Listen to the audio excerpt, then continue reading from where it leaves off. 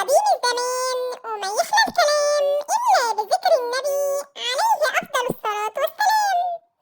كان في ولد اسمه عاطف وولد اسمه حسام، الاتنين أصدقاء وبيعيشوا مع بعض في نفس الحي وبيروحوا مع بعض نفس المدرسة.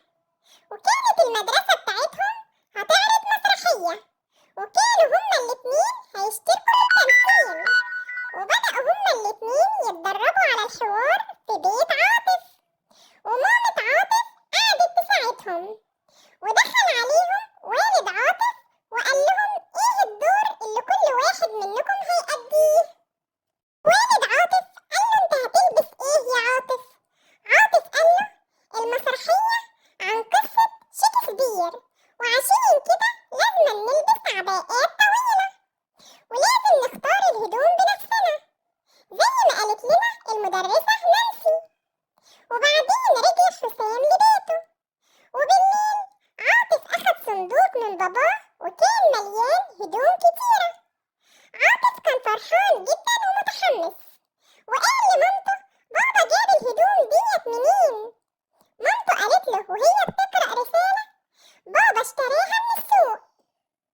بص عاطف للهدوم واختار منها أحسن حاجة، وخد قبعة ريش وعباءة ذهبية وقميص حريري وحذاء جلدي.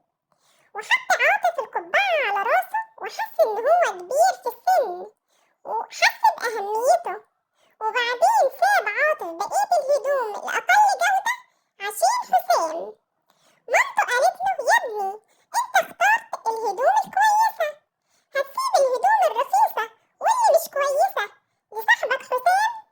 عاطف قال لها بابايا انا اللي اشترى الهدوم والمفروض ان انا اختار احسن حاجة الاول. حاولت والدة عاطف تخليه يغير رأيه وقالت له ما تكونش اناني، انت ما انتش عارف ان حسام ممكن يزعل؟ عاطف ما فهمش كلام مامته وقال لها لا، انا عايز اكون احسن واحد يلبس احسن هدوم في المسرحية. وتاني يوم جه حسام لبيت عاطف عشان يبص على الهدوم، ولما شاف الهدوم الاقل جودة عاطف سايبها له حزن جدا، بس ما قالش اي حاجة لعاطف. وفي يوم عرض المسرحية كان عاطف وحسام ورا خشبة المسرح، فجه والد عاطف عشان يصورهم صورة. ولما شاف الاتنين وشاف هدوم حسام زعل جدا واتضايق، وبص لابن عاطف وقال له يا ابني انا عايز اتكلم معاك دقيقة لوحدنا. قال له ديت انانية منك يا عاطف ان انت تسيب الهدوم اللي مش كويسة لحسام. عاطف قال له انا كنت عايز اكون افضل واحد. باباه قال له المهم ان انت تكون الشخص الافضل مش كده؟ عاطف قال له ايوه. باباه قال له انت ما فكرتش شعورك انت واحساسك هيكون ايه لو حسام عمل اللي انت عملته؟ حس عاطف بالندم على سلوكه وادى حسام هدوم اللي معاه وقال له انا اسف يا صديقي العزيز ان انا اخترت لنفسي افضل الهدوم من غير ما افكر فيك. انا هحاول بعد كده ان انا راعي مشاعر الاخرين وما كنش اناني.